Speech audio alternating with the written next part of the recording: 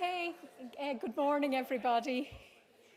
Lovely to see you all and very welcome to the National Oversight and Audit Commission's workshop on supporting customer service and their experience in local authorities. I hope you'll find the day very interesting. And I suppose to kick off, I don't know if any of you were here at the Good Practice seminar last year, but since then, Kilkenny has done some fantastic work on this room, so just thank the OPW and thank Kilkenny Castle for allowing us use what's just a fantastic venue. So just a little bit about NOAC. With all presentations, you know, we have to do our little bit about ourselves. So we have been in existence actually for 10 years and we celebrated our 10th anniversary a couple of weeks ago. And with everything, you know, when you do an anniversary, it's always a good time to look back and see what you've achieved. And in the time that we've been in existence, we've developed 10 performance indicator reports, which would contain all of the indicators from your respective local authorities. We've produced 10 public spending code reports.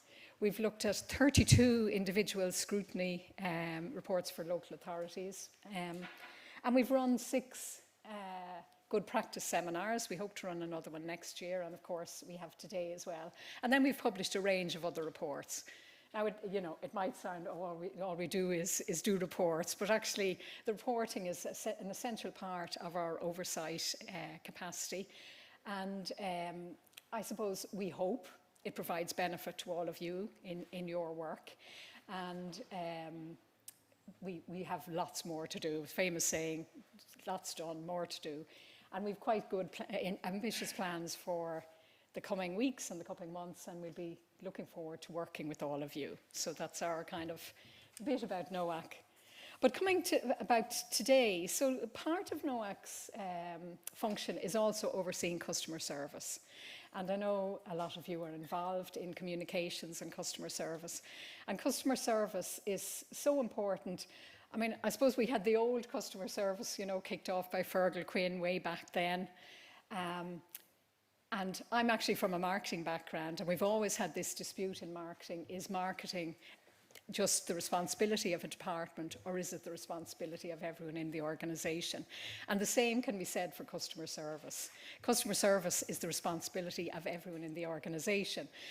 And, you know, in the old days was kind of, well, who answered the phone or who did this? But now we've expanded, and this is why we have in the title customer experience. Because customer experience is how the customer experiences their interactions, whatever that might be. You know, it might be talking to somebody on the road, it might be ringing in, it might be getting a bill, it might be seeking information. And it's how all that experience is built up through what people do in different departments. It's the accumulation of different departments. And when we look at customer experience, we look at what the experience is from the people who deliver the service, as well as the experience of the people who are availing of the service. And you can get really interesting insights from that because, you know, the key touch points that maybe the people who deliver think are important can be quite different to the ones that the people who are experiencing think are important. And if we understand that, then that helps us allocate what all of you have, scarce resources, to the touch points that will deliver the most value for you, enhancing your reputation, enhancing your the awareness in communities of all the considerable work that you all do. And, you know, getting that appreciation by the communities then gets more buy-in and makes everyone's job easier. So we have a number of examples of good customer service today from local authorities and also from the Passport Office, who I'm delighted to welcome. You know, each person presenting today is going to talk about different aspects. How customer service has improved for different audiences. So, for example, work that was done for elected representatives, work that has been done for neurodivergent people, which are, you know, growing more and more. And also how we use technology. You know, technology is becoming such a big part of customer service. But we still always need to remember there are people who don't want to avail of technology. And then how do we make technology customer responsive as opposed to just using technology. So hopefully they will be some of the discussions we'll have today. The other group I'd like to really welcome today is Holly from the Local Government Management Agency, and any of her colleagues who are here. As you probably know, NOAC in 2018 and from 2018 used to carry out customer surveys, and in 2021 that moved to the LGMA with oversight from NOAC. And as part of that, we came up with this idea to carry out customer surveys on customer service last year, and Holly's going to present on that today, and it's really fascinating. So we did a combination of a survey, but then we also did some focus groups, or the LGMA did some focus groups, which really delved in, because a survey can be very black and white, are you happy, are you not happy? And then we don't know why they're not happy. So the focus groups helped to delve into that, and there were some really interesting insights coming out of that, particularly in relation to how older people interact versus how younger people interact. So I hope you'll find that interesting.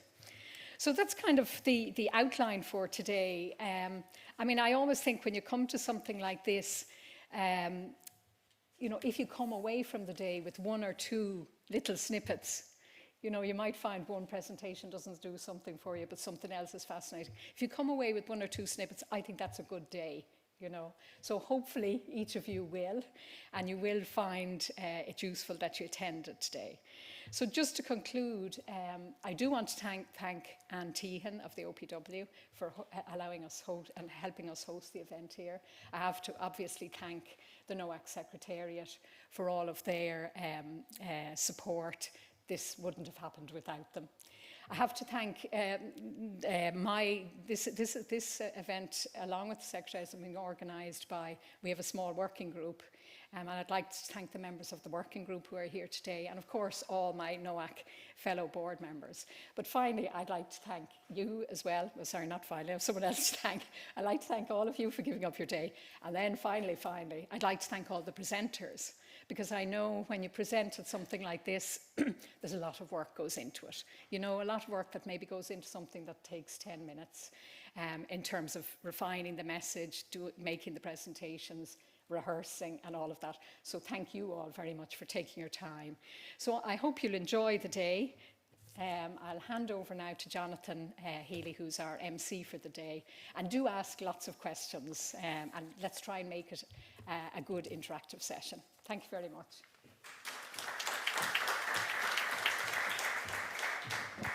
Miriam, Goramila Mahaga, thank you very much indeed. Fáilte Roib Galerg the Cashlon Kilkenny. Ladies and gentlemen, you're very welcome to Hotel Kilkenny. My name is Jonathan Healy, and it is my job to be effectively the ringmaster today at this event. It was my pleasure to be here last year, and I have to say I learned a lot from it.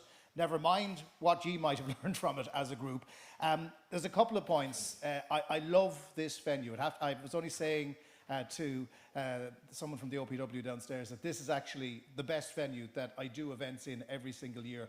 It's just amazingly restored, historic, and I love the fact there are 41 ghosts in Kilkenny Castle who could jump in at any moment, and I'm reliably informed some of them actually began their careers in customer service. So we might actually learn a little bit from them as well, and it's timely that we're doing this because I was at an event for the LGMA for their HR people in Letterkenny last week, and one of the running jokes on the stage was customer service in local authorities used to be let the phone ring out, and that was how it used to be, but that is not how it is anymore, and that is down in no small part to the people who are here in the room who are bringing their colleagues with them on a journey to show that sometimes customer service doesn't have to be hard.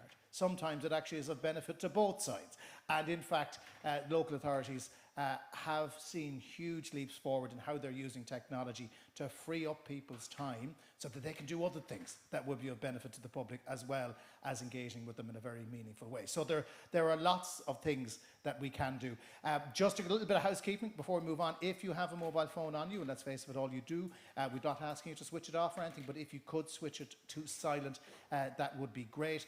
The other thing is, in the unlikely event of a fire, we are going back out the way we came, so through that door down the spiral staircase and out to gather in front of the building here. If you could perhaps organise yourselves by grade, that would be much better. Just saying, if we could do that, that would be very, very helpful. Everybody who is presenting here today is giving of their time and is telling us a story that is of benefit. So that is really, really important, and there's a lot to learn from others. We know somebody, a very wise journalist colleague of mine once said, you never learn anything by listening to yourself. And he was dead right. So that's why we're here today, to hear from other people in other local authorities, other areas who have seen big strides forward. So we would ask you to listen intently. Please ask questions, because mine will be rubbish. So we need questions from the floor as well. And the other thing for the speakers is if you see me hovering at the back of the room trying to catch your eye, that means I've given you a time signal that you have 5 minutes left. And if you see me standing menacingly next to you like Donald Trump behind Hillary Clinton, that means your time is effectively up. So will you please welcome our first speaker from the LGMA to talk about customer engagement and local authorities, Holly Moran, ladies and gentlemen.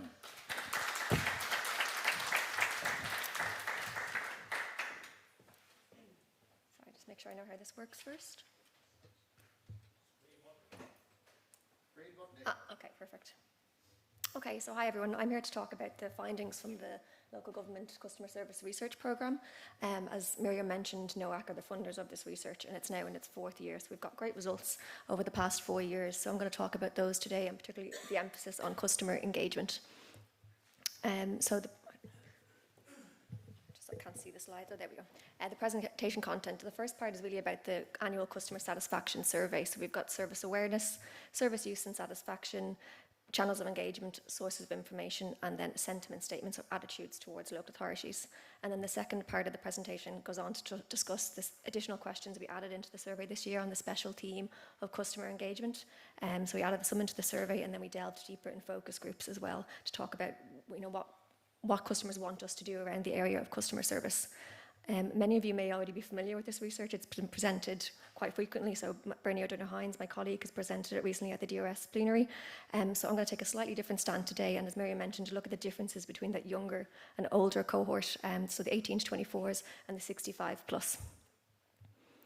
So for the survey, just to give you some background, the survey took place in May this year, and it's done by an external market research company, Red Sea. We had over 2,000 participants, and in our report every year we talk about the national results. We look at it by gender, age and region, and then also the trend, because I mentioned that we've got 4 years of survey results and quite consistent results each year, which is showing us the reliability of the findings. And that's just an example of our last year report. And then our results are also available in a dashboard. So a lot of you may have access to this. If you don't, we can arrange that. But each local authority should be able to see all these results in a dashboard and filter it by region, by age, etc. So you can drill down into the different findings. As I mentioned, I'm going to talk about the age ranges. So the 18 to 24 and the 65 plus are the ones that have the most differences apparent. Those middle age ranges, they're kind of following trend, whereas for 18 to 24s and our 65 plus, we see they're engaging in a different way to the other age groups. So our first area, as I mentioned, is service awareness. So what services are the public aware that local authorities provide? And of those, we've quite consistent results. We've got a number of those appearing in the high awareness category, so that's 70% to 90% category. So footpaths, 90% of the public are aware that local authorities provide footpaths. And we have a number then, 13 services in that medium awareness category. And the lowest one there is business support services at 45%. So that's consistently the lowest awareness each year. A lot of awareness is down to engagement, but some of it's down to public media attention. So for example, housing, homelessness, they're services where there's not a high number of service users, but we've got high awareness for these services. Or for the example, motor tax, we do have a lot of service users for this service, but awareness that local authorities provide this service is lower, and that's perhaps to do that it's an online service. There may not be local authority branding there, so they may not be aware that it's a local authority service they're using when they go to apply for their motor tax online. So then by age range, so 18 to 24s, we see they have much lower overall service awareness. So they're not aware that local authorities are providing a number of these services in comparison. So that grey line is the national or the total respondents, and the blue is the 18 to 24. So there's much lower awareness there across the board. Apart from for environmental protection, there's similar awareness for that service. And then there's a high level of difference for the dog warden service and cemeteries and burial grounds in particular. Whereas in comparison, our 65 plus have much higher overall service awareness levels. So they're higher than the average across the board, apart from for one service. So that's just to show the differences. Not every age group is engaging or is aware of the local authorities in the same level. And then we also ask about service use. So have you used any of these services in the past 12 months? And consistently year on year, we're getting the same services come up in the top 5: recycling services, litter control, parking and road safety, roads, motor tax collection, and library services. And interestingly this year, or perhaps not interestingly at all, but our register of electors increased by 16% use, and that's because we had the local election shortly after the survey took place. So an unsurprising finding, but it's good to see that it's becoming apparent in the findings as well. So we've quite differences in our service use then when we look at gender, when we look at younger and older cohorts. So for our younger, they're using sports and leisure centres, tourism and events, and community supports, whereas our older respondents are more likely to be using recycling services and motor tax collection. We've much lower service use for younger, for the 18 to 24s, for recycling, for litter control, parking, roads, motor tax, register of electors. And again, a lot of these findings are not surprising. Perhaps they're living at home and the family is taking responsibility for recycling services. Or for the register of electors, they did see an increase this year, but they're still the cohort with the lowest service use for register of electors across the age groups. And then for our older respondents, we have a much lower use of roads, local outdoor amenities, tourism events, and housing. So then we also go on then to ask about satisfaction for services. So we have a very broad, so we have 29 services covered, but the service users for that ranges from 1,400 for recycling services down to 30-something for traveller accommodation. So we don't ask about satisfaction for all of those services because there's very low sample sizes. So we're just focusing on satisfaction for service with 400 or more service users, as it provides more reliable results when there's a larger sample size. So libraries is consistently coming out as the service with the highest satisfaction at 91%. And roads, they're again at 21%. And again, that's across the 4 years, roads has always been the lowest satisfaction. Our younger respondents have slightly lower satisfaction, but some services with higher satisfaction, so register of electors, cemeteries and burial grounds, sports and leisure centres, parking and footpaths. So they have slightly higher satisfaction for those, whereas our older respondents have higher satisfaction overall across the board. And then our youngers have much lower satisfaction from the 65 plus. So again, we're seeing big differences here between the two age groups. And then we also ask the respondents how they engage with local authorities is by in-person, phone, website. Website is coming out at top for most respondents, but it is lower for the 18 to 24s. And they have lower engagement from website, phone, email, and online. And you would think that younger people are using websites and online services a lot, but they prefer the more instant types of engagement. So instant messaging down the end there, they have the higher engagement for that. They want the information to be handed to them quite simply. They don't want to have to go looking for it on a website. But we do have a small sample size for that instant messaging. Only 145 of our respondents used instant messaging this year. And then our older respondents, they have similar engagements as the total. But lower engagement for social media. Again, probably not a surprising finding, but it is good to note that there's very different types of ways people engage depending on the different cohorts. We didn't find many differences by gender, but by age there definitely is differences, and there's differences by region as well, but I'd be here all day if I was to talk about that as well. And then we found that our 34 to 44 age cohort are the cohort that are engaging most with local authorities. So then we also asked, where do you get your information about local authorities? So local authority website is the main one at 45%. And then we have friends and neighbours, local newspaper, Facebook. Overall, again, the 18 to 24s have lower use of the information sources. So they're not using a variety of sources to get information about local authorities, particularly lower use for website, for local newspaper, for councillors. They're not going to Facebook for information, and they're not going to local authority staff for information when compared to the other age groups. They do have slightly higher use, though, of Instagram and Twitter, so those social media channels they're going to get their information about local authorities. Whereas our 65 plus have higher use of them, so they're using a much broader range of information sources, but they're kind of relying on the traditional sources of information, so local newspaper, councillors, local radio, posters, leaflets, and local authority staff. It's some with lower use, but not too much differences there. The biggest one was 5% lower use of Facebook. And then we also asked about sentiment. So sentiment statements are asked to get an idea of the public's perceptions or attitudes towards local authorities around key areas. So we've got customer service, quality and access, and So these are the services here, and we find for 7 of the 12 sentiment statements, we have very similar levels of agreement across the 2 age groups. So for easy to engage with, my local authority is improving access for disabilities, my local authority is fair and equal, we're treating me fair and equally, I overall improve services, I'm happy with how my inquiry was handled, improved access for minorities, and I know the work of my local authority well. So the agreement for these age groups is higher than the total for all respondents. So the 18 to 24 and the 65 plus are more positive about these sentiment statements than the other age groups. But we do have some, 5 of the 12, that are showing some differences. So for our 18 to 24, there are much higher levels of agreement from my local authority keeps me informed. Perhaps they have lower expectations around that. My local authority is more age friendly. They have higher levels of agreement for that. But much lower for my local authority is improving online services. So you can see it's a good bit lower than the 65 plus, and it's about 17% lower than the national there as well. So they're less likely to agree with local authorities improving online services. Whereas the 65 plus have higher levels of agreement for improved online services, more innovative and more customer focused. So now to go on to the special theme of customer engagement, we had additional questions added into the survey this year. One of them asked, what was the primary purpose of your recent engagement? So why did you contact the local authority? 35% were seeking information, 24% using a service, 19% reporting a fault. Then we go on to look at the younger respondents, and they have a higher instance of seeking inquiry or seeking information, probably because they have less knowledge than the older cohort, so they're more likely to be contacting the local authority for information in the first instance. Whereas our older respondents have a higher instance of reporting a fault. So 26% of those were reporting a fault compared to 19% in the total.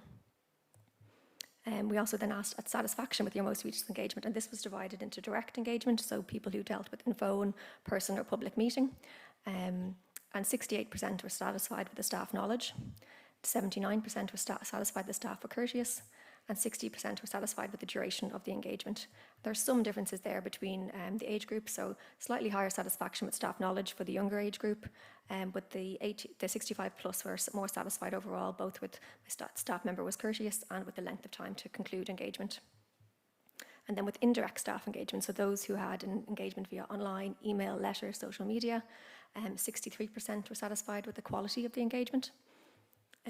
And this was much higher for online but lower for email, and we're finding that across the board satisfaction with email is much lower, and that comes out a lot in the focus group findings as well. And then 55% were satisfied with the duration of the engagement, and again the older were most satisfied of those 2 groups. And then we asked, what would you like to change? So 49% would not like to change anything to improve the experience. They were overall happy with the experience. Again, this was lower for email though, so more people would like to change things about their email experience. And then for the helpfulness of response, 20% of the younger people would like to change or an improvement in that area compared to 3% of that older cohort. And then moving on then to the focus group findings. So then we delved deeper into what are the issues being encountered by people engaging with local authorities and what do people want us to do about them. So overall, we had a very majority positive engagement experience. Overall, people talked about helpful staff, accommodating staff. They were friendly, they directed them to the correct channel, they were attentive. So most of the focus group respondents were very happy with the engagements they had with the staff. There were some concerns that they talked about security of staff, about privacy when they're engaging in person.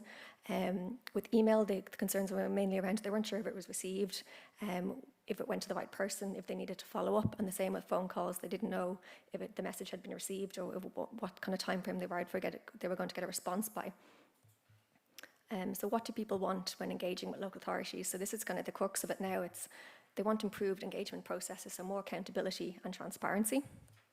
So the main thing they talked about was confirmation of email, voicemail receipt. So they talked about this as being a basic requirement. They don't want their email to go into the ether and not know if it's going to be responded to. They want to know that it's been received and you'll get a response in 48 days or 5 working days, whatever it may be. A lot of this is about information, how long the queue and the process will take. We know that their query might take a number of months to be solved, but the managers, their expectations if they know that it's being looked after and they get some updates along the way. And then a lot of them talked about a CRM system, so record of their engagement. So if they've driven up multiple times, they don't have to keep giving their information again and detailing their query again, that they have a reference number and they can go back to that. And then the final one was a clear referral system. So if the staff is out of office, if they've sent an email, they want to know that it's not going to be lost in the interim, that there's someone else they can talk to. There was a lot of concerns around that in the focus groups around emailing particular staff, but then not knowing if it was being received and it wasn't being passed on. And then the second thing was around multiple engagement channels. So we saw the engagement piece before, and we see that there was a lot of engagement channels, and people want that. They want to be able to engage in multiple ways, including web chats. And so this is the more newer one. A web chat particularly that records the conversation and shows you where you are in the queue. So it might tell you, okay, you have a 4-minute wait before you speak to a representative, and they can go back to that then, that the record is there. And they want an improved website. So they've talked about difficulties navigating the websites and finding the information. And this finding has been consistent across all of our focus groups, even when they haven't been on the area of customer service. Last year they were on climate action, and we found the same. People always talk about the websites and not being able to find information. And then this also came up as a finding for some. They want a dedicated time for older persons. So some other organisations offer this, where it's an hour a week, where older people can phone up, but they're not rushed. They have the confidence to engage in a slower pace and get more attentive interaction there with the staff. And then the final one then is good interpersonal skills. So they want friendly, knowledgeable, responsive staff. So these are the features of good customer service that they talked about during the focus groups. And local authorities tend to be doing really well in this area. We always had very positive findings in our research about this. But that's just kind of highlighting that these are the features that the respondents want. And they want clear, simple communication, both verbal and written. And this is really for older people or for people whose English may not be their first language. And then finally, the area of building relationships, so contacting the same staff, and then the engagements count over time as well. So it's about building relationships, and particularly for those who are engaging in a professional manner or a community involvement manner, they may have multiple engagements with local authorities. So there's the findings. I know that's a kind of a whistle-stop tour of them, but there's plenty more in our report and on that dashboard as well if people are interested in more details. Thank you.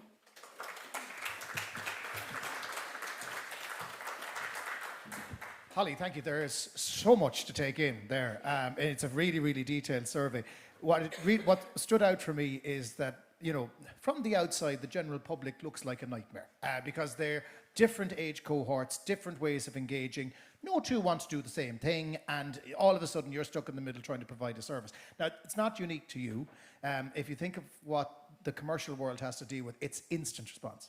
And if you don't provide an instant response, then all of a sudden you're the worst in the world, and then they start giving out about you, and bad news travels fast, and it just keeps accruing. Whereas simple, small, subtle changes in how you deal with people can make a big difference. It's worth thinking that there's 5 distinct generations in the population right now who will be engaging with your local authorities, and they will want to do it all differently. The younger ones won't want to pick up the phone. They don't like speaking to humans. It's just their thing. The older ones want to speak at length, and therefore you have to try and find the right balance. So it's a really interesting survey. That slide deck is available for people as well, I presume, if they want to look at it as well. Anyone who's watching on video after as well will get that, and the dashboard is of use, and Holly will be taking your questions a little bit later on. But our next speaker is going to bring us on a case study, and this is to talk about online grants and active communication. Now, I speak with authority here because you're clearly not Fergal McGovern, by the way, which is the name that I've written down here. I am. Fergal. Fergal, see, there you go, Fergal. Communications. Communications, great, it's great, isn't it? You're definitely not Fergal, no? What I was going to say was, my mum did this. Cork City Council, you here? Anyone from Cork City Council? No? Oh, very good, yeah, very slow hand going up there. Nothing to be ashamed about, Did this last year and found the process, you'll be delighted to hear, brilliant.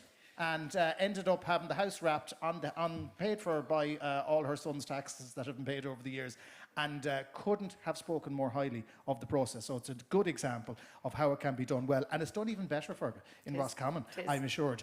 Roscommon County Council, online grants and active communications. Fergal McGovern. Thank you, Fergal. Thank you.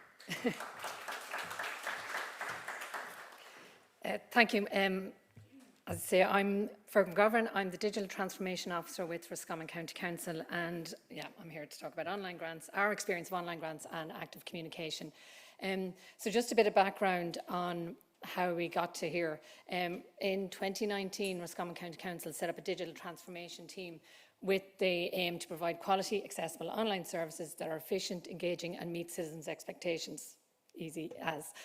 We tendered for and procured a GovService platform in the same year, and then on that platform we launched My Online Services, which is a citizen portal, in February 2020, with 2 initial services, Reported and Tidy Towns Amenity Grant. And obviously then 2 weeks later COVID hit, and we had to accelerate our online offerings, I suppose, and particularly in relation to grant funding. So from that, here we are now. We have over 5,000 registered online users. 464 of those are community groups, with over 20 million grant funding awarded online across 60 different schemes, up to nearly 7,000 successful grant applications. So just to give you a flavour of the different types of applications we have online, we cater for individuals, businesses and communities. So obviously the individuals are more the personal, the artistic, heritage, education, bursaries, as well as local road improvement schemes. The business owners availed of business restart grants, SBASCs, outdoor seating grants, which were mainly COVID related funding, and then the broader spectrum of community funding. Climate action, the different community activity funds and community sports, festival and events, municipal district funds, social inclusion, Tidy Town regen grants. So even from the name of those grants, you can see that our funding is across maybe 10 different departments in the organisation. So the grant process itself, prior to going online, obviously the grant process will be completely paper-based, with the applicants printing and posting, or maybe hand delivering applications to our offices, or scanning and emailing. Excuse me. And the next communication they may receive from us is the letter of decision in the post sometime later. And the quality of the applications received maybe was inconsistent, because there's obviously no verification in the application, paper-based applications, obviously. I would also say, even now, the grant process does not start online. The staff in the council, in those different sections, would obviously have a lot of engagement with the communities, town hall type meetings, webinars, one-on-one meetings, and obviously information sessions through the PPN. So there's a continual communications even before grant scheme starts. Yeah, so moving a grant process online. And this is where I suppose the active communication comes into play.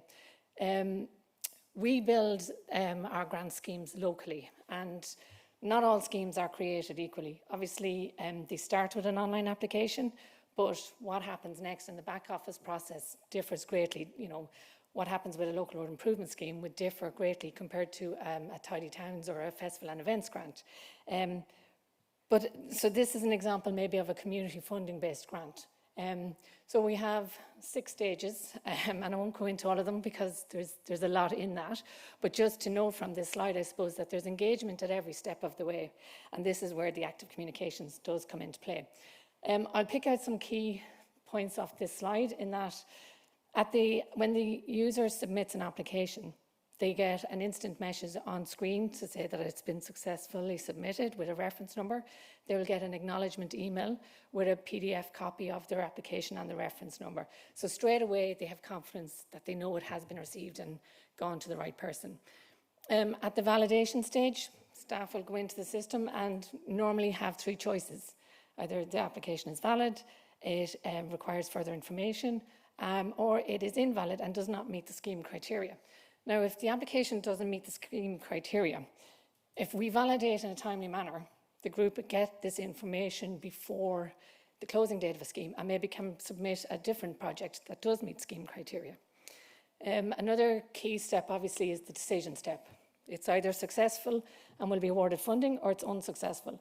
And if it is unsuccessful, it's very important that we give feedback at this stage to the community group. We know it takes time and effort to fill in out these applications, and it is an opportunity for us to give that feedback and for those groups to learn for future application schemes. The offer stage is quite important as well, obviously. At this stage, the group let us know whether they're going to accept the offer or not. Perhaps they are not in a position to progress the project and avail of the funding. And Again, that's good feedback for us. Why can they not go ahead with the funds that were offered? And if, again, that is done in a timely manner, early in the stage, early in the year, it gives us an opportunity to to fund a group that maybe didn't make the original shortlist. And then we have they submit claims and we validate those claims. And I suppose to point out that every step of the stage, the applicant can log on to our platform, to the portal, and see where they are at in that stage. So they know it's being progressed through the stages. So there's benefits, obviously, for us and for the applicant. The applicant, obviously, can access forms 24/7, basically, at any device, anywhere. There's consistency. You know, the more they use it, the more they want to use it, the more familiar they are, the easier the process becomes. There's cost savings for the applicant. Obviously, it reduces the need for printing, posting, and perhaps travel. And obviously, it makes the whole process more eco-friendly for them. There's collaboration for committees. Committee members can log on to the portal as individuals and update their part of the application, that it's not all down to one person. That, and we have got that feedback from the groups, that maybe the development officer does the project work, the treasurer does the finance work, and they can do all that without actually having to meet up and discuss. They obviously get real-time communication, they get the message on screen, they get the feedback via email, and again, if the communication is timely enough, it might give them an opportunity to resubmit. The format is consistent, so they know, regardless of who in the council is dealing with it, they will get the response in a similar format, and usually by email. As I said, they can track the status of their application on the portal, and they can also go in and look at previous applications they submitted, maybe that weren't successful in the past, or what did we say last year. And then they have that feedback mechanism, obviously. They can give that feedback to us where they're not proceeding with a project, but also there are feedback forms on the platform where they can let us know their thoughts on the functionality, the process, and suggested improvements. And they have done that, and we have listened. So for us, obviously, for the council, there's obvious benefits as well. Obviously, it's a more streamlined back office process. It has reduced the amount of manual input. We don't have staff standing at printers and photocopiers and mail merging packs. You know, they can communicate with these community groups simultaneously with the click of a button. Continuity as well is important for the process, especially with staff moves. You know, all the grant-related information is on the one portal. We can see where they're at in the stage. So this helps maintain consistency, especially with staff moves. Reducing evaluation, we're getting in cleaner applications. The validation is carried out nearly as the applications are being received. So we do get a flavour of the projects that are coming in and the amounts of monies that would be required.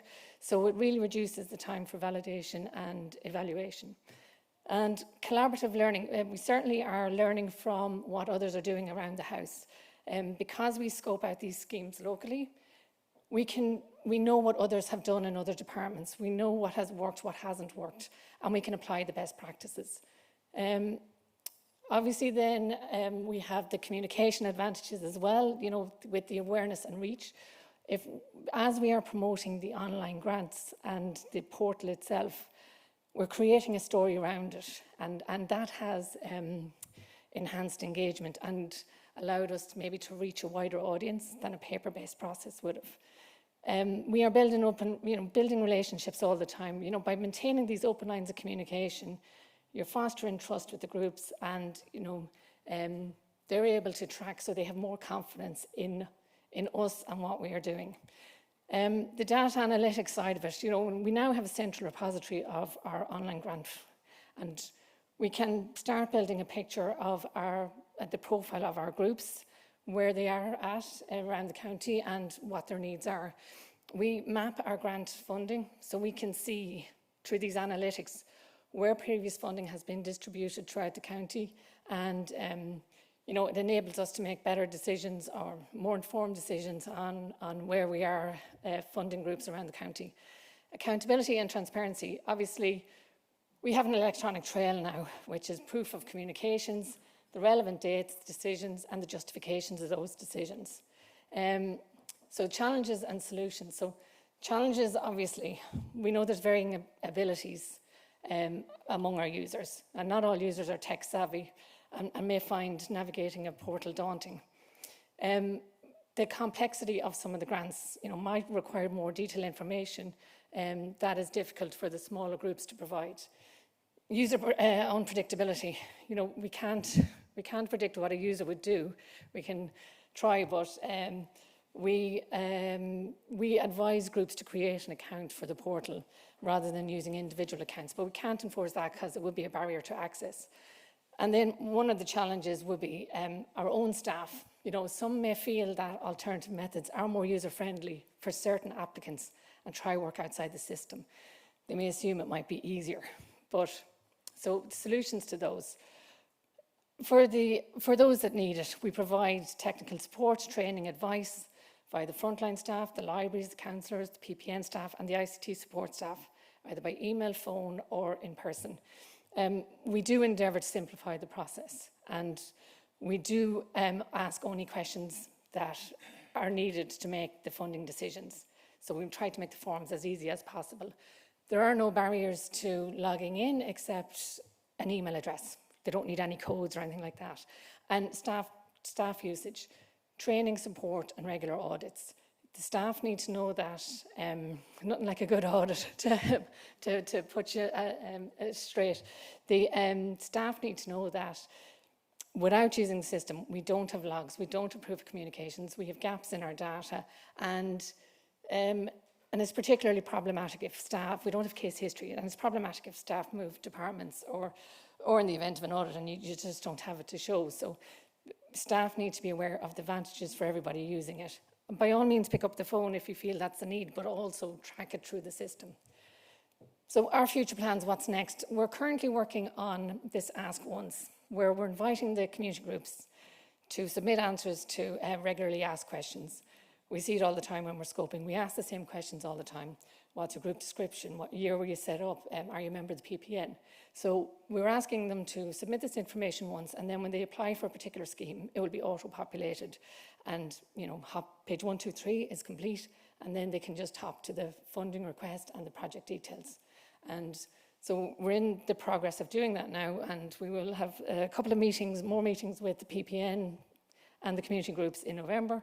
We have a feedback survey. Again, then we will be doing staff workshops and reviewing all our application processes before we kick off the new season in January, February, March, I suppose. So I'll leave you with those testimonials from happy customers. I suppose for us, and our observations of this, the online grants and the active engagement, is that the applicants are kept informed of along the process. They have more confidence in us. It's a better user experience. They can track their status, and it is all about building relationships with our users. So that's it.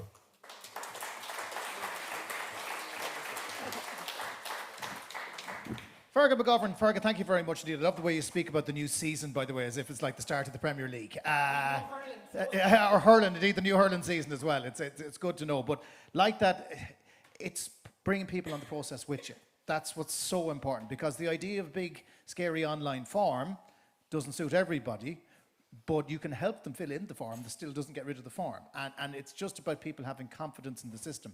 And for everyone who's like my mother, she will go and tell 10 other people, I did it, so therefore you can do it as well. And it's a lesson in communication that isn't lost.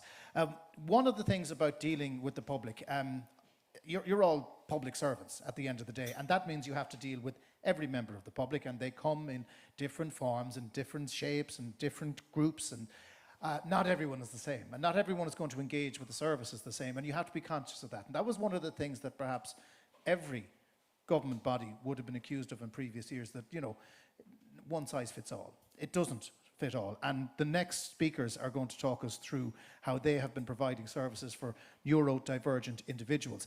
They are the Antondec of South County Dublin, from South Dublin County Council. Will you please welcome Geraldine O'Mara and Margaret Lynch, ladies and gentlemen.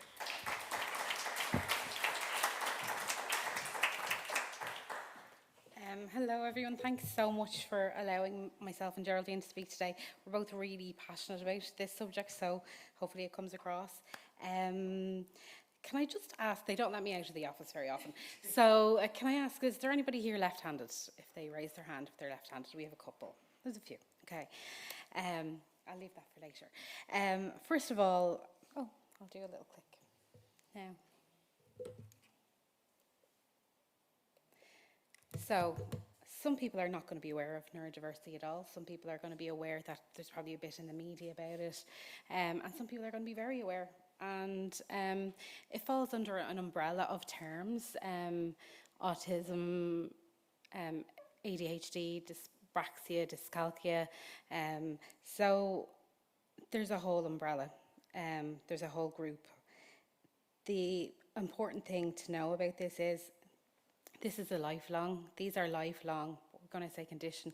A lot of the thing about neurodiversity is quite a lot of negative language surrounding it. So even we have the words autism spectrum disorder, and a lot of people find the word disorder because you wouldn't like to be described as disorderly straight off the bat. You haven't even done anything. The ironic thing as well, a lot of autistic people, not to group people together, quite like a lot of structure. So calling them disordered straight off is a little bit of an insult. But this doesn't go away. So you don't reach 18 and get handed a pint and you're no longer dyslexic. That's not how it works. The same with dyscalculia or ADHD or autism. These are lifelong conditions, so usually it's something somebody has learned how to cope with or learned coping mechanisms. For instance, with dyslexia, one of the best coping mechanisms for people are voice messages on your phone. Do you ever have anyone who loves a voice message and sends you one? They're probably the best coping mechanism for a lot of people with dyslexia. Neurodiversity highlights different ways of thinking. Sometimes they're better ways of thinking, they're just different ways of thinking. You're probably saying neurodiverse, we're hearing more about it now. It's brand new. Can I have those left-handed people with their hands up again for a second? Now, about 60 years ago, we would have tied your hand behind your back, so you wouldn't be allowed write with your left hand. So technically, use didn't exist 60 years ago. So neurodiversity always existed, and when you think about it and you're more aware of it, you kind of might think, oh, maybe that person struggled with that for that particular reason. So it's not new. And it's also not going anywhere, where there's just more awareness. And that's what we're passionate about, is kind of having a bit more awareness and acceptance and inclusivity. So hopefully that gives it's my TED talk on neurodiversity. So we have a few different aspects in neurodiverse South Dublin. We have talks, we have sensory explorers, we have events for neurodivergent people, we have a toy collection, a book collection, of course, because we're a library. We have a quiet time in the library, social stories, which really help people prepare. You know, the way when you're coming here, you might have looked up Google Maps to get here or found out where parking was. That's a really useful skill for people who are neurodivergent, so they are not overwhelmed by a task. A quiet time in the library. Ironically, libraries are really noisy now, and we have these great open spaces and not so much quiet, comfortable spaces that we probably used to have. And in actual fact, everybody finds cozy, comfortable spaces really nice. Nobody's going to argue about curling up in front of a couch in a fire in a cozy environment, but how many times have you got like strip lighting in buildings with a lot going on, a lot of noise, echoey spaces? Things like that don't really work for neurodiverse people in general. We have cubbies, we have pictures of these later on, which are these brilliant little rooms, sensory rooms that you can go into, and they're great for spaces that don't have quiet rooms. And we also have assistive technologies that help. Let's move on to the next one. Now, so Neurodiverse South talks. This is a series of talks that we have. Now, this talk started in 2018. Geraldine got the funding for the talks again. She's quite passionate about the subject, like myself. And we knew that was working because we have really high attendance numbers. In libraries, we might have a booked out event of tickets for a certain talk with authors, and people drop out and come because they're free. But with the neurodiverse talks, we consistently have high turnout. We could have the talk now, this is one talk now, we could have it in 6 months in a different location, and again, absolutely booked out and to the max. During COVID, we had a lot of the talks online, and they were so subscribed to, because obviously a lot of people, any challenges we all felt were magnified by anybody with a neurodiverse family member during COVID. Routines were changed, so when these talks were held online during COVID, they were so incredibly popular. The talks are to offer advice and support to family members and people who are neurodiverse. This year we've had, I have some brochures. I don't have one for everyone in the audience, unfortunately, but I'll go over the headings. So one of the talks we have is autism and women, because that's quite a hard diagnosis, and a lot of times women might get to, say, my age, and they would probably have been misdiagnosed with different personality disorders, eating disorders, depression, anxiety, and by the time now people are realizing that it's actually autism or some neurodiversity, women are misdiagnosed constantly because the social construct is them to fit in. So basically they play the game better than men. So they will fit in, and a lot of times women will carry on, and then that will lead to burnout, and they'll reach to a certain stage and they might have depression or they might have burnout. So that was recently that we had over 50 people at the talk on that. That was last week. That was very, very popular. We have other things. We do have a talk. We had recently a talk on the neurodiverse umbrella, because ironically, when you have neurodiversity, sometimes it's a buy one, get one free. So you might be autistic, but you might also have ADHD. So you might have, to massively generalize, autism, which work really well with structures and plans, but then you might also be ADHD, which work very well with spontaneity, but yet these two sides are going on in your head at the same time. Like, try and navigate the world, using that. Or you might have dyslexia and autism, or they're comorbid is the medical term, which is a terrible term. But we had a talk on that recently, and we have a talk coming up which is about fussy eaters. You might think, oh God, kids they're just not eating, but because a lot of times, the idea with a lot of the times with neurodiverse people is we have a lot of sensors. I'm not a doctor, because he'd have to pay me €70 to come and see me if I was a doctor. And we all have sensors in our brain, and we cut off the ones when we're developing that we don't need. So we don't need them anymore. But the thought is, with a neurodiverse person, they're still connected. So things that I might tune out, like there's a guy up there, I've tuned him out because I'm talking. But if you're neurodiverse, you're aware of that. You're hyper aware of sounds and sensations. So we have one with food coming up, which is a big problem with people who are neurodiverse. Like sensations, your senses are heightened in some cases, not all. It is called a spectrum. So the idea, we'll probably think of a wheel, but it's more like one day you might be highly sensitive to noise. That might be your thing, that you're sensitive to noise. But if you're stressed out, that's going to be more prevalent. And we're all, if we're having a highly stressed moment, things are always going to tip us off a little bit more, anyone in the general population. But if you're going to have a higher sensitivity to certain things, it's going to make life a little bit harder for you. So we have these talks. Again, they go incredibly well. We could run the same talk in 6 months and it'd be really well attended again. Probably partly due to the fact that other supports and services, especially in our area in South Dublin, it's probably the longest waiting list in the country for any services. If you're looking at getting an occupational therapist, you're probably waiting about 4 years to see one from the HSE. And if you're waiting to see one privately in our area, you're probably waiting a year to pay for it. So if we have a talk in the library that can somehow be beneficial to people, that's what we're doing. We try and talk to people who come in and use the neurodiverse services to see which talks will fit in and which ones are needed.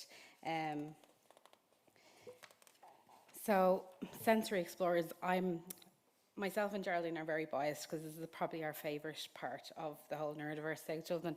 So sensory explorers, if we were saying it really really bluntly, we'd say it's a playgroup for neurodiverse children, but it's so much more than that. So we have the person who runs it is a play practitioner. She is a trained SNA. She also has autistic children, and she had trained to be a play practitioner. So essentially, we have playgroups in libraries in safe spaces.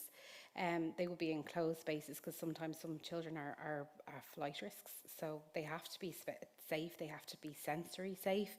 So this really allows the children to be their authentic selves in a safe space. So you might have a child that's playing and doesn't want to play with the other children. That's okay, they're allowed to do that. It's how they play, they're engaging, and they're seeing other children who are similar to themselves in playing. We also welcome in siblings. That's something we want to kind of work on further going on, because that's actually very hard to have a child who has additional needs in your family. So those children, the siblings can come along and take place, and they're very welcome. And again, it's making a support group. And then on another level, we have the parents, because nobody has experienced what each parent is experiencing. Nobody understands the struggles or the fight that each parent has to go through. So them being able to engage with other parents and creating their own support system, that's another level to these playgroups. So getting simple things like even advice, or knowing that they're in a safe room and they can be a little bit less on guard. This is just creating a really safe community for the people. So it's on kind of 3 levels for us. So we're biased. This is our favourite. We have moved on. We have other events for neurodiverse people, because we had an event last year. I'm going to completely show off because it's a real libraries brag, but we had David Williams at an event with us, and we had a few children, a few SNAs, and they had kids, and they were like, look, this child is they might need to move out of their seat, they might have ear defenders, and a few different ones. We were just delighted that they were included and they weren't left in the classroom, because essentially sometimes that will be what happens. So when we were planning a series of talks called Library Labs, we thought, well, why don't we engage with these groups that don't either traditionally come down to the library or have access to the talks that we normally have on. So for every different week, say it's Maths week at the moment, normally we'd have events on for classes. And we have specifically created events for neurodiverse groups. So that involves that our libraries have to engage with schools and groups and make contact with them, and they're coming down to the library and they're feeling so engaged. It also, on other things, like we had a community services day with the council, and libraries are always involved in that, but we created a sensory explorers space for them, kind of to make families are complete, that they don't have to stay back. I'm going to take all Geraldine's time, sorry about that. They can come as a group and make it a more shared experience. So we're just kind of making it part of the things that we do. We're not making it something special. This is just something that we do now. I better move on to the next slide. This is just some responses that we had. One of the quotes: neurodivergent people and families often suffer from isolation, which can have a detrimental effect on mental health of the entire family.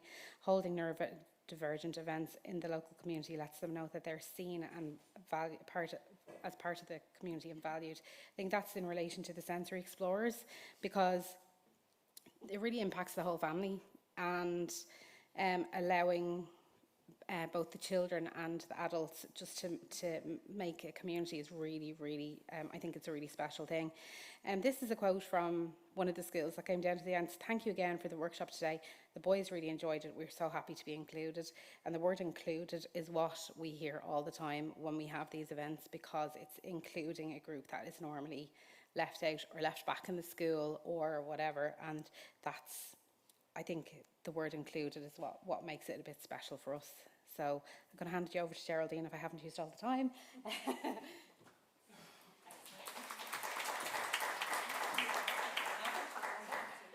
everyone, my name is Geraldine, and if any of you saw me walking up, you probably thought I was the mad lady with the noisy trolley, and I am.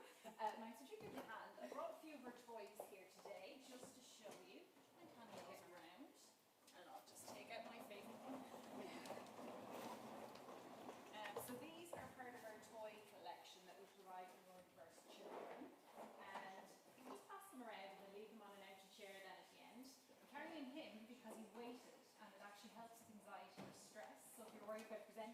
He's wonderful. So I'm going to pass him around.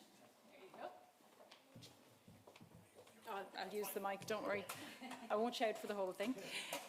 So, my name is Geraldine O'Mara. I'm a Senior Executive Librarian at South Dublin Libraries. I started in 2017, and I actually came from Kildare Libraries, and I got to see a programme they did called TTT, Toys Training Technology. It was the first programme I'd seen in a library for neurodivergent individuals, and I could see firsthand the impact it had. So when I came to South Dublin, I of course started banging on about it.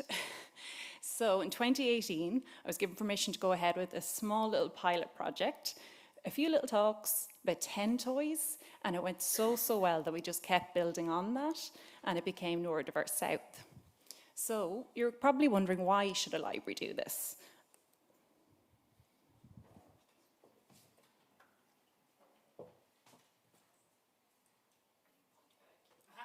Thank you. You wouldn't think I work in library tech. So this is a little video. You may have seen it before, but it just gives you a sense of why we're doing this, what an autistic individual in particular might feel coming into a library, or in this case, a shopping centre. I don't know, is anyone able to play the video for me? Is there a tech guy? It was just embedded link.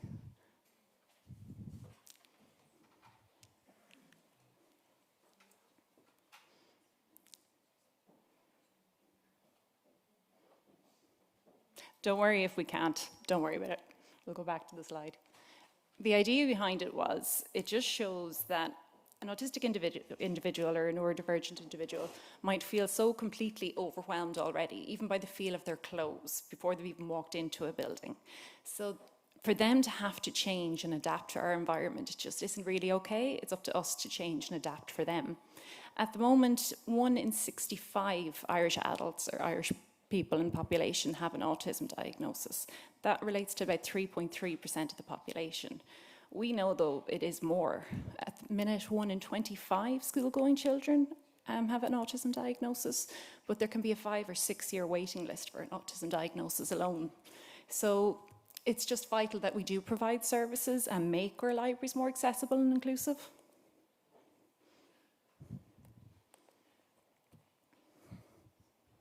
It's me, isn't it? It's the big green button. Really press it. Okay.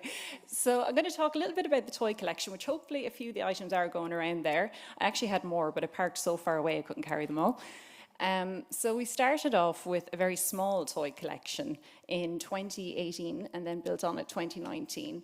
And we learned a lot, because originally we had it in that we had to have a referral from an OT. And of course, since then I've learned OTs are like gold dust. You can't get a referral from them. So our new bigger collection, we've opened it up. Just anything that shows that you're waiting for a diagnosis, that you have a GP letter, public health nurse appointment, anything at all that shows you have a need, then you can sign up for one of these cards to access our toy collection. It covers so many different categories: fine motor skills, gross motor skills, speech and language, communication, social skills. And the idea of it is you can try before you buy. A lot of parents end up spending so much money when they receive a diagnosis. One family member told me they spent 10 grand the first year. So that's a lot to then have the child ignore it, go, that's not for me. So this system, they can access it free of charge in the library, collect it, borrow it for 3 weeks, and then return it. It's really, really good, and I know a lot of the libraries are doing it now. That picture is real at one of our Sensory Explorers sessions. So I'm going to actually turn around. Do you mind if I don't use the mic? Because I can't really... Take the hand on the seat. So the first hand tilt. No, this one here. Sorry, that one there, yeah. Thanks a million. No problem. Thank you. You have 3 minutes, my Okay, I'm running through.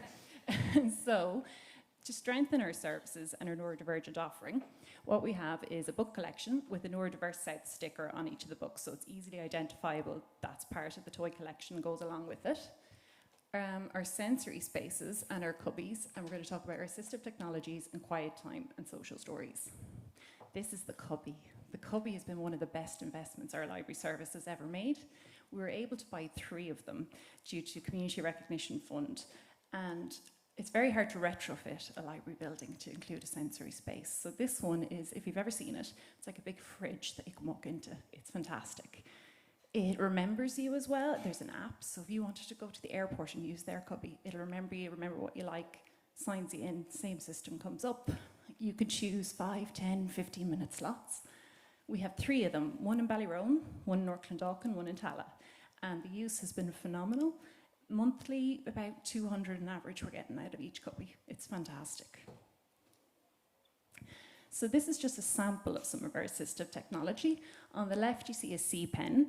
That is really useful for someone with dyslexia, especially doing exams or studying. They can just highlight the text. It reads it back to them, explains what the word is. The Fact Factory magazine, again, really good for anyone with visual impairments, dyslexia again. There's a pen it reads, but it's just fun. It's really nice for kids, and it comes in a really cool pizza box, so the packaging's really smart. The one on the right is really popular. That's called a magic table or a Tover Tafel. It's primarily used for anyone with Alzheimer's, dementia, care homes. Really popular. We've bought 4. They're so popular. I'm flying through this. Lessons learned, big time about funding. At the start, it was really hard because we were dependent on things like the Dormant Accounts Fund, anything that would come up, donations from the Social Inclusion Unit. What we've discovered, central funding is definitely needed, something concrete that knows you can do the talks throughout the year.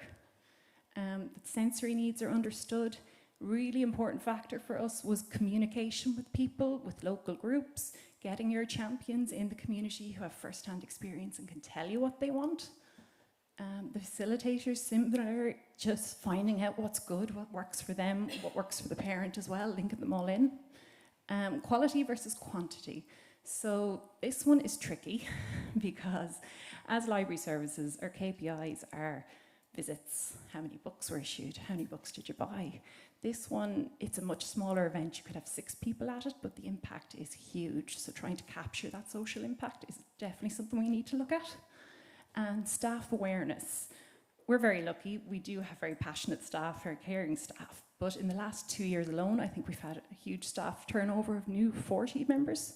So a lot of the autism awareness training now needs to be redone and relooked at. So I'm going to leave you there with that.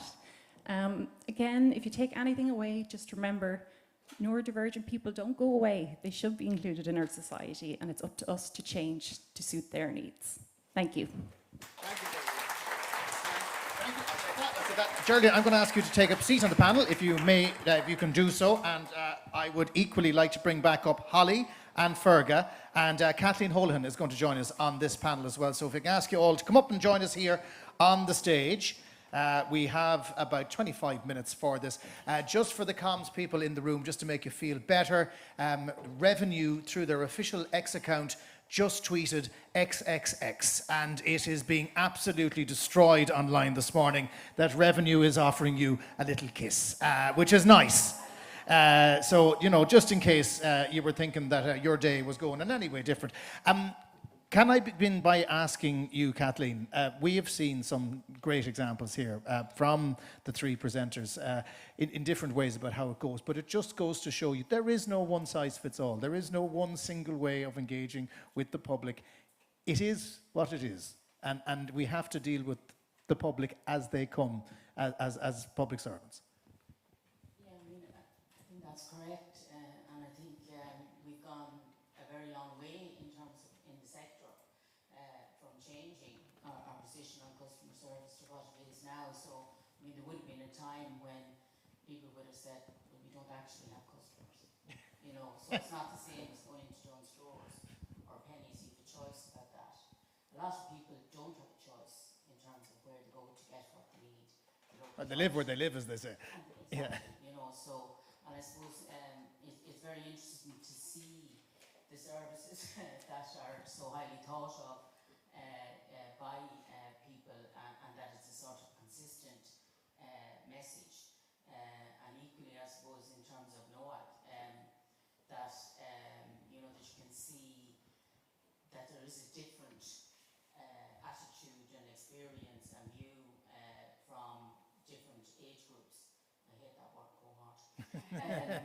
You know, so from those different groups, and how does the sector then respond to that? So, you know, so the people who are in the younger group now will be moving into the older groups as the years go on. Can I just, I hate to break it to the room, we're moving into the older groups as well. It'll happen naturally. I will tell you which one I'm in. But anyway, you know, so that, and how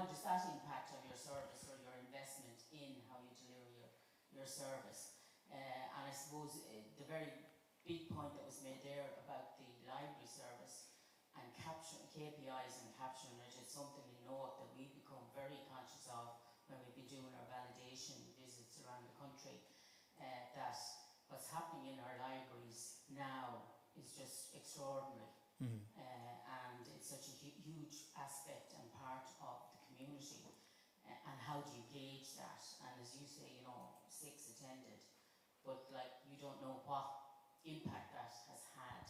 You never know when somebody comes to something what sparked in their Libraries are libraries are the sleeping giants of local authorities, because there's so much good work that happens right around the country, and it's down to the passion of the individual librarians as much as anybody else, and they are kind of a little bit excited about things like you have been given us your presentation, which is really good. Holly, if I can turn to you, the one thing that I took from your presentation was the different ways that people expect the engagement to happen. As I said, young people hate the idea of picking up the phone, much prefer a chat service. An older generation needs that phone, and the cranks in the middle like me want neither. They just want someone to acknowledge that we exist. So it's a very hard thing for local authorities to try and get right, isn't it? Yeah, it's very hard, and like there's no way to predict it either. Like moving into the future, we can't say that younger people are going to want to use websites in 10 years' time. You know, you just have to. We can't invest money in things to the future. It's about responding to now what we know our customers want right now, and different ways they want to engage. I mean, the channels are varied. I suppose you just have to try and do your best with each of them to make sure that the customer, the end user, feels as if they're being listened to. Because that's the biggest thing, isn't it? That's what came through from all the age groups. They want to be heard. Yeah, they want to know that their emails are received, that there's a timeline that they'll get a response, and if it's a long or protracted engagement, that they get kept up to date on the process. And Fergus mentioned that in part of her experience as well, that the fact that they're being kept up to date really keeps people engaged, manages expectations, and brings them along with you. Fergus, I suppose that there are different examples. You've got a really unique example insofar as you were providing these grants, you were giving people support in their homes. But how important was it to overcome that fear of technology, particularly with an older cohort? Because the older cohort might say, I mean, if you put it up on rip.ie, they'd have it down to a fine art overnight. Or done deal. Those websites are fine, but to get them to engage with something that might look a bit complicated, but isn't probably that complicated. And I suppose we started out during COVID, like literally we launched and 2 weeks later COVID hit, so we had to go faster maybe than we had expected to, and learn from. We actually had a grant application built as one of our first offerings, and it was maybe copy that format. And so we really didn't have a choice in the matter for the first maybe year and a half. And again, there was a diverse spectrum, as in, you know, a lot of the COVID stuff was business related. The community stuff was still going on, albeit a little bit slower. Well, there was that panic at the start where we thought we're all going to never leave the house again, and then it kind of people realised, well, actually no, we can get back to normal now. Yeah, and people were able to do stuff within their 2K, 5K, whatever it was. So those grant funding projects kept going even though we were in lockdown. But as it went on, like it's funny how people adapt so quickly, and like with those, say, the business restart grants, we had 1,200 grants, and I can literally count on one hand the number of calls we actually got to help. Now, and a lot of those calls were from accountancy offices. Are you sure I'm doing this right for the client? But again, the front office staff who are dealing with the scheme, I suppose, take the initial calls, and sometimes the calls are not about getting online. They're about, why do I have to upload that? What code is, what is a charity status number? Yeah. A lot of them are about schemes and functional stuff, and like, you know, some of the schemes are for, say, women's groups, and they're active age groups, and they're looking for walking poles. And why do you have to ask all these questions? I just want to buy some walking poles. So it is about simplifying the process, whether it was on paper or online.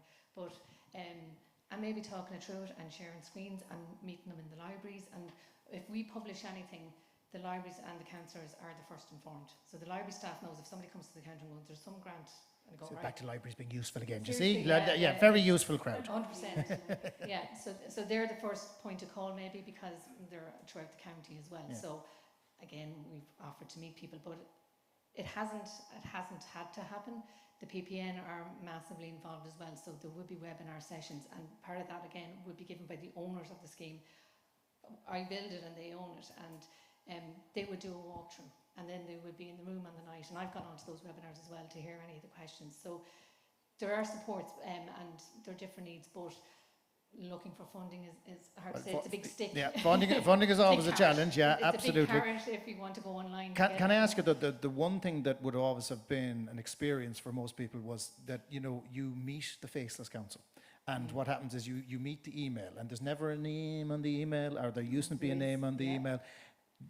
By the sounds of it, you put the name on the email, so people feel like they're engaging with the human. Yeah, so the acknowledgements or the communication at each step might be triggered by the system, and the user had to go in and go, sorry, unsuccessful, fill a text box as the reason why and hit submit. The email that goes back to the person is padded around that, and here's your reason.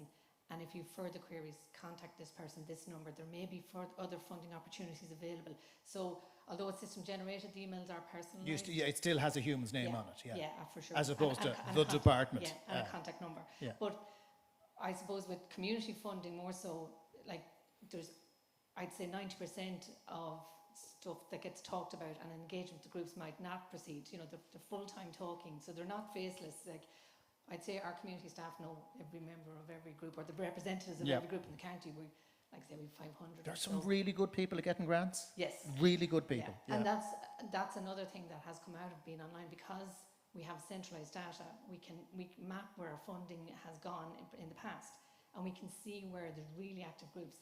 Not so much happening over here. What's happening? Do they need more supports? Yeah. Can they learn from this crowd over here? You know, so well, and that is, I've been at a couple of events where that has been key, where you actually get people together in a room and you go, well, you got that amount over there. Geez, that'll work for us, and everybody wins. Everybody wins in that scenario. Yeah. Speaking of everybody winning, Geraldine, libraries. Like, some libraries are old, some libraries are new. The new ones obviously have a lot of this kind of built into it. But you know, it sounds as if a lot of what you're doing is down to engagement as much as it is down to funding, or is how important is funding in getting programs like the one that you're running up and going? Funding is very important. It's not the most important thing. I mean, we started out with a free program where we got talks from the HSC, beg borrowed, and that was fine. It just showed that we were trying, at least to the public. The most important thing we've learned is engaging with them. So our first toy collection, we hadn't talked to anyone that was autistic or a parent of a child, and we learned so much more the second time round by engaging with people, finding out exactly what it is they want.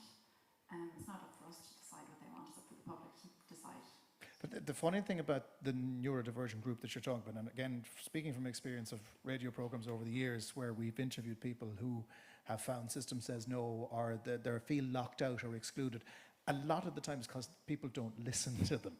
How important was that in this program? Because you're not going to solve any issues. What you're doing is you're providing a community space for them to use. So how important was it to listen to them as to what they wanted? Very important. And as I said, myself and Max are Ant and Deck, and we like to talk. I'd love to know who's Ant and who's Deck, because you didn't stand next to each other, so it was confusing. Well, look, it was important because we all had a meeting. I still remember in Ballyron Library sitting around a table with two parents from This Is Me Neurodiversity in the group. And we just sat there and listened for about an hour and a half, and they just said every experience they'd had in the library, the good and the bad, and we just took it and we listened, because yeah, we're getting loads of compliments, we're doing loads of good works, but we're learning. This all came from a sample of bad customer experience service that I gave, and afterwards I realised the child was autistic and I should have listened more to the cues and to figure it out. And since then I listen more, we talk to people, and we find out exactly what it is they want from their library. Yeah, and I suppose like everything else with neurodivergence, there's not an obvious sign. Nobody wears a badge saying this is the issue. So it's training is really important as well, and I think that's the thing that needs to happen more, because I don't know how many libraries you've got in South County Dublin. I know that Cork County has loads, and every local authority here has loads. Our local library is the city library, and there are events that you see, but I'm sometimes looking at them going, well, that's not for me, and that's for me, and that's for me. How do you cut through all that to make sure that you are targeting the right people? It's very difficult. We do 7 branches, or 2 more coming, so the expectation's getting higher and higher. They got well for the budget. They got 2 more new libraries out of it. Nothing going wrong there. We're not complaining, it's all based on the good work the staff are doing. It's hard because you do want to hit every target, you want to include everyone. So again, it's down to listening, to checking, to talking to the staff as well, and saying, okay, we had these events, did they go well, did they not go well, and doing a mix. So we have a specific neurodivergent program of talks, but we are trying more and more to just do all-around events now, and that are inclusive for everyone. I want to just ask one question of yourself and Fergal before we open it up to the floor. You might start out with X, but do you find yourself then moving into Y and Z, and it being a constant learning curve? Is it like, particularly when it comes to what you guys are doing, you're never going to stop learning on the job about how you can do it better, I'm presuming. Yeah, I mean, I love that about the job. No day is the same. You might get, you're shelving your books, you're doing your reservations, but actually you don't know what's going to happen, you don't know what you're going to learn, and that's the joy of the job. You're constantly developing, improving, the good and the bad, as I said, taking it on and just making it better. Fergal, for you, was it something like that as well? Because again, there's no one single type of grant. There's going to be new types of grants that will come on stream. Some will go off stream, and the way in which the public is going to communicate is probably going to evolve as well. So it's the same, isn't it? And like that, sometimes you're throwing the kitchen sink at it and it's too much and pull it back. It has to be proportionate to the scheme, the target audience, the staff that are going to use it. It has to make life easier, not harder. So absolutely, yeah. It's embarrassing, maybe some of the first ones we did. We just don't think of them. Think of the successful ones. We've grown and learned. Yeah. No, it is. And Holly, before I opened up the floor, the challenge, of course, is you have to learn, you have to fail faster, number one, and you're going to have to constantly evolve. Because that presentation you made, I'd imagine if you showed that to the same room 10 years ago, they wouldn't have known half of what was going on there. So it is about learning and failing faster and trying your best as opposed to being perfect. Yeah, and evidence in the focus group findings. Local authorities are doing really well in a lot of areas. They're in customer service. There's so much improvements and so much positivity there as well. There's always lessons to be learned, and there's some really interesting findings coming out of those focus groups this year on small things like low-hanging fruit or responding to an email with an automatic saying your email has been received. Will be responded to in 5 to 10 working days. Just something so simple, but it can really help. Well, that means you buy yourself 5 to 10 days before they ring and annoy you. Kathleen, the other thing about this group in particular is there's a leadership role here, isn't there? Because it's all very well it being decided, we're trying it this way, we're doing it this way.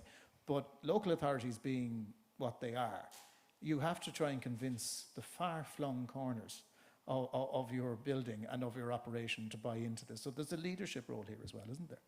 Yeah, very much so. I would agree. And I think Miriam made that point earlier on that customer service is everybody's job in the organisation. Now, some of them mightn't want it.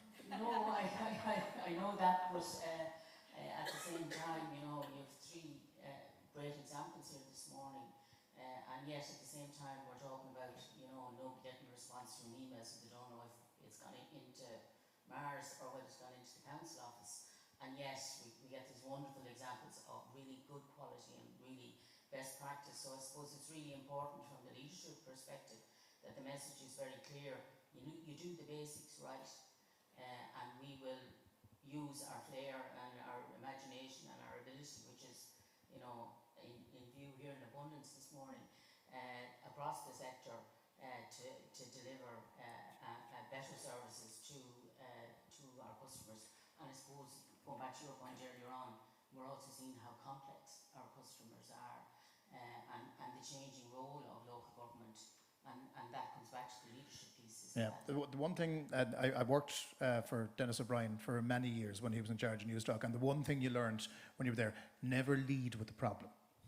Only ever lead with a solution. And I have to say, it's something that has stuck with me for years, and there's lots of solutions on the stage with us here now, which is really, really good. I'm going to open it up to the floor, which involves me moving around a little bit. So if anyone has a question from the floor, if they could just do the law of the suis. Okay, Michael Ryan, my former colleague, is going to give it a crack first. Michael, over to you. Thanks, Jonathan. Michael Ryan here from Dublin City Council. Holly, could I just, your presentation was very interesting. I work in the comms office in Dublin City Council, and I know you said that if you were to break down your figures by region, you'd be here half the day. But I just wondered, just broadly speaking, is there much of a difference between, you know, a 60-year-old, say for instance, person in Dublin and a 60-year-old person in, say, Roscommon, in terms of their love of local newspapers or whatever it may be? I mean, you know, are they broadly similar, or do you find big discrepancies depending on where you go around the country? Down to that level, we haven't looked at like 6-year-olds in Roscommon, 6-year-olds in Dublin. Our data is only at a regional level. We can't go down to a local authority level because it's not reliable at that level. We're not getting, we've say 400 respondents answering the survey in Dublin, but maybe only 30 in Leash. You know, depending on the population, it's proportionate to the CSO. But we do find very differences between, say, Dublin is the main one that's different. It acts differently than the rest of the country. You know, there's different ways of engagement in Dublin. You know, they don't like in person in Dublin, whereas, say, Munster, they prefer in-person channels of engagement. So there's definitely differences, but it's more at a regional, top level, regional level than down to like gender and age at a regional level as well. And just follow up if I could. Do you know what the reason is behind that? I suppose it's different, like different society as well. Like in Dublin, things maybe depends on the age groups as well. So like older people might prefer in-person channels in the country, whereas in Dublin you could be working in one authority and living in another. So it's easier for you to email or phone up. Whereas in a different region, you could be moving. You know, you could be living more locally or closely. And also we found, particularly with roads as well, we had an additional question with roads this year about drilling down into that dissatisfaction, and the difference is every region had a different reason to be dissatisfied with roads. For Dublin it's traffic, you know, that's understandable. For Munster it's potholes. You know, the very obvious findings really coming out of the survey, it just depends on where the person's living.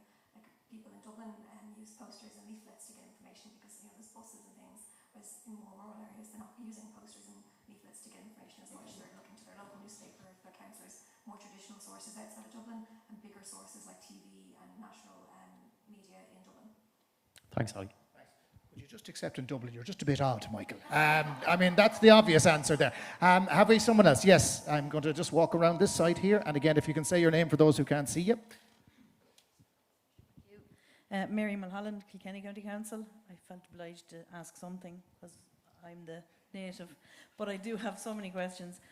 First to Holly, I don't know what instant messaging is, as distinct from social media. You know what a tracker mortgage is? Maybe, no, I don't know. Maybe there's an age profile question in there, but I'll say no more about that. But it's just the data is really important, and the local authority sector takes a long time to respond to things. So I think as a sector, we need to be using and finding the application for this data across the whole sector. And that gets down to interacting with government departments, because when they bring out new services, they need to be aware of how it is going to be accessed. And I think maybe there's a little bit of a miss in the joined up thinking, and is that something that can be addressed at CCMA level or whatever? Also, Ferga, Yeah, it's a really interesting question or statement there. There's no point in getting all this data if it's not being used, so getting it out there is really important to us. So presenting here today, you know, thank you to NOAC for the invitation for that. Also, it's going to go to all the CCMA committees, first to the corporate committee, and we'll trickle down from there. But as well, we're open to, you know, we're trying to present new ways of getting the information out there. So we have a detailed report that we do every year. That's, you know, if you're really interested in the regional stuff, you can get that there, or else you can log on to the dashboard. And then also doing more infographic summary type stuff to make it more digestible, because not everyone wants an 80-page report. To be fair, no one wants an 80-page report. And to go back to what you said about the instant messaging, that is, you know, when you log on to a website and then at the bottom there's a chat box and it pops up, and you know, there's obviously more in private companies, but it's like that. It's sort of this, you can type your message in and it will tell you, okay, you'll be maybe responded to in 10 minutes time. It's definitely not a thing that's very common in local authorities. I'm not sure, some may hear know. Many local authorities have that feature, but in more private companies it would be very common that you could just log online. You don't have to ring, you don't have to email, you don't have to phone, you just type in your question and you get your response. that just kind of reinforces we're a little bit behind other sectors, I think, in this space. But just Ferga, I'm just wondering, you have a digital transformation team. I'm wondering who's on that team. Is it a full-time role for all the members on the team? And the other thing then is just, it seems to me we get best practice of the development of these new systems. Roscommon and the grants is really interesting to me, but we have had Monaghan previously and there's a MyCoco, there's various CRM systems, and a lot of counties spend an awful lot of money on developing them, and I'm just wondering how has that been funded in your organisation, and is there an argument for sharing the model? Yeah, so in Roscommon we have a full-time dedicated digital trans team. Now we sit in the IT department, but our director is director of corporate. So originally there was 3 of us on the team: digital transformation officer, a change manager, and a business analyst / developer. So I have a number of vacancies now in the last couple of years, staff turnover as always, but we are expanding that team to include a report writer. And when I say a report writer, I mean a dashboard writer. Like you said already with Holly there, we have all this data at our fingertips, but it's not at our fingertips yet. It's in the background. So definitely that's one of our focuses, that making this data available, not writing these simple, easy dashboards for the staff to do their NOAC returns or whatever it is at a click of a button. So and we have a vacancy at the minute as well for the change manager, and that was a really important role on it. Like, it is embedded in the organisation that if new staff come on, it's not something that falls by the wayside. And that change manager role was very important. You know, she went and spoke to business unit meetings, you know, as you were talking about what you're doing at your desk, what are you doing at your desk? How can you improve it? How can it be done better? And at the minute it is funded locally. The platform that we have procured isn't hugely expensive by comparison to others, but so it's, I suppose the cost is mostly wages. That said, I know what's going on with MyCoco, and yet this is another platform. But what I see MyCoco working on is the mature services and the housing loans, those kind of maybe the housing rents, you know, that kind of mature services. What we have been building are the government have announced a grant, and it's launched next month, and so we have that quick local build. For sure, build to share is a very good concept, and other councils do have the same platform as us, and we can wrap it up and share it. They may spend as much time localizing it because our back office workflow doesn't suit their back office workflow. But for sure, you see with the ICOB grants, if it's this is how you do it, this is how you do it. You know. At least 40% I understood there.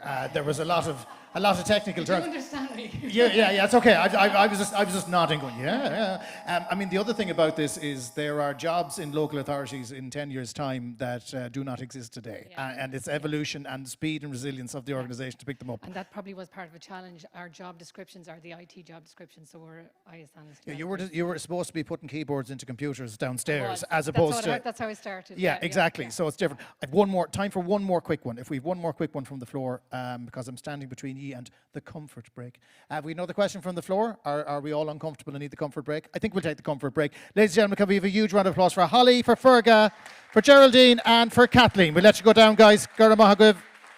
So, in our second session, we are going to hear from the super rock stars of the customer service world, the Irish Passport Office.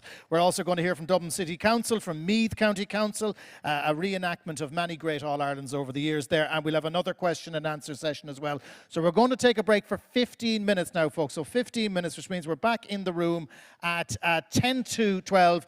Out the door there, coffee and fruit and healthy stuff, because the croissants this morning are still coagulating in your veins. So 15 minutes, we're back in the room. Gura Mahaguv.